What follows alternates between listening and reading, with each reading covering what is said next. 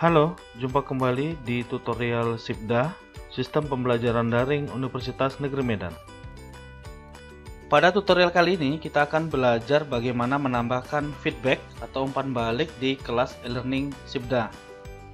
Aktivitas feedback memungkinkan pengajar untuk melakukan survei untuk mengumpulkan umpan balik dari mahasiswa. Pengajar dapat menuliskan feedbacknya atau kegiatan feedbacknya dan diisi oleh mahasiswa nantinya tanpa perlu ada penilaian di dalamnya. Feedback sangat ideal untuk melakukan evaluasi perkuliahan, per pertemuan, atau evaluasi terhadap keseluruhan perkuliahan yang nantinya akan dilakukan di akhir perkuliahan atau di akhir pertemuan. Untuk menambahkan feedback, terlebih dahulu tentukan pertemuan mana yang ingin ditambahkan feedback. Contoh pada tutorial ini saya menggunakan pertemuan 5. Lalu klik tambahkan sebuah aktivitas atau sumber daya. Lalu pada menu aktivitas sebelah kiri pilih feedback. Lalu klik tambah.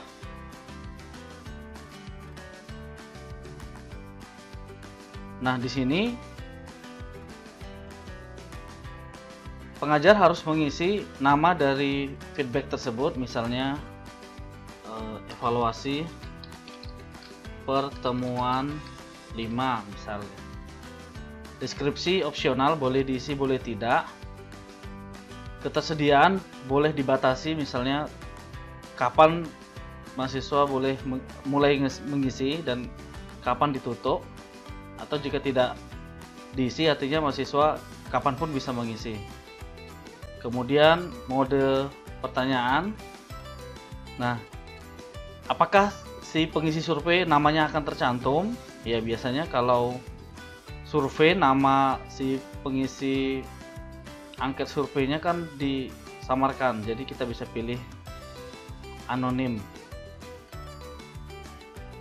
Lalu di after submission kita bisa kasih misalnya ucapan terima kasih telah mengisi survei dan lain-lain, dan bisa ditampilkan di laman si mahasiswa. Apakah hasil analisis rata-rata bisa ditunjukkan langsung ke mahasiswa ketika dia selesai mengisi survei? Bisa juga. Kita bisa mengaktifkannya menggunakan menu ini. Kita bisa pilih ya, sehingga nanti hasil dari feedback secara umum mahasiswanya bisa melihat. Kemudian activity completion seperti biasa. Lalu klik simpan dan kembali ke kursus.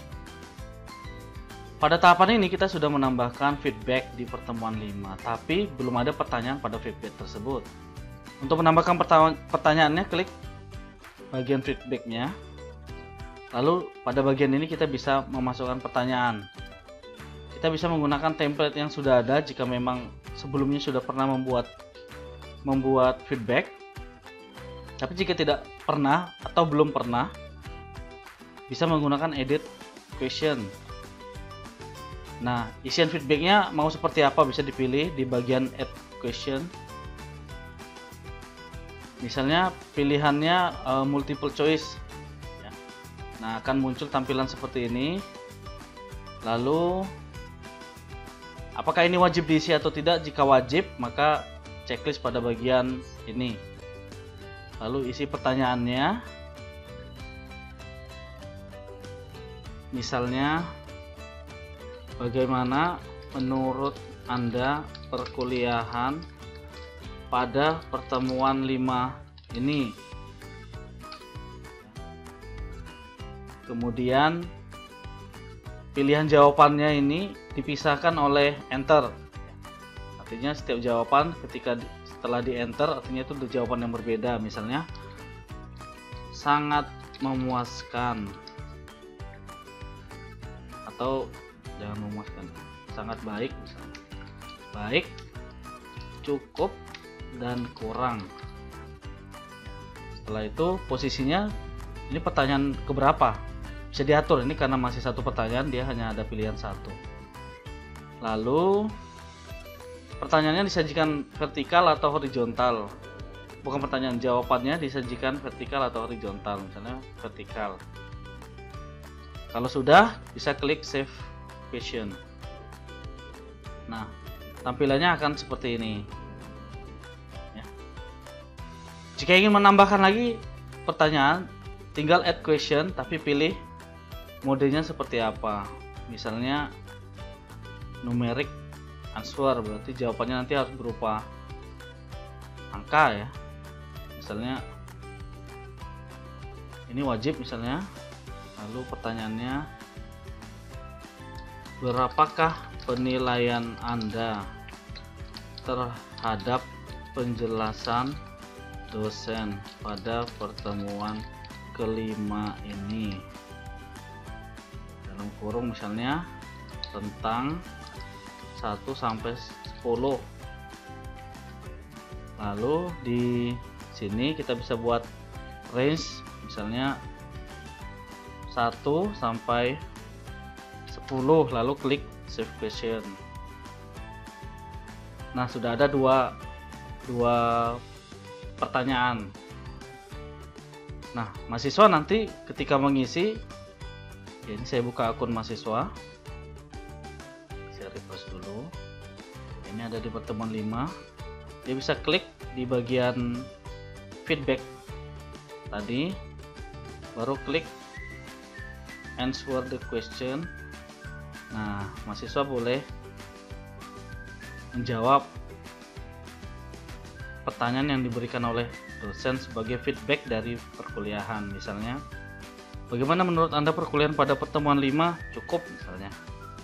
Berapakah penilaian Anda terhadap penjelasan dosen pada pertemuan 5 ini? Misalnya mahasiswa menjawab 5. Lalu klik submit your answer. Nah, setelah itu pada akun pengajar akan muncul hasil dari isian yang dilakukan oleh mahasiswa. Ini karena hanya satu saja tadi isiannya sebagai contoh, tapi tetap bisa dilihat misalnya pada bagian analisis. Nah, di sini bisa disajikan dalam bentuk chart seperti ini ya. Nanti yang berupa numerik langsung dihitung rata-rata. Dan ini nama si pengisi disamarkan. Kalau ingin melihat respon, misalnya, nah responden nomor 1 ya ini tidak menggunakan nama karena tadi memang dibuat anonim. Pertanyaan yang pertama dia jawab cukup, pertanyaan kedua dia nilai 5. Dan kita bisa download hasil dari feedback ini secara keseluruhan. Demikian tutorial kali ini, sampai jumpa pada tutorial berikutnya. Terima kasih.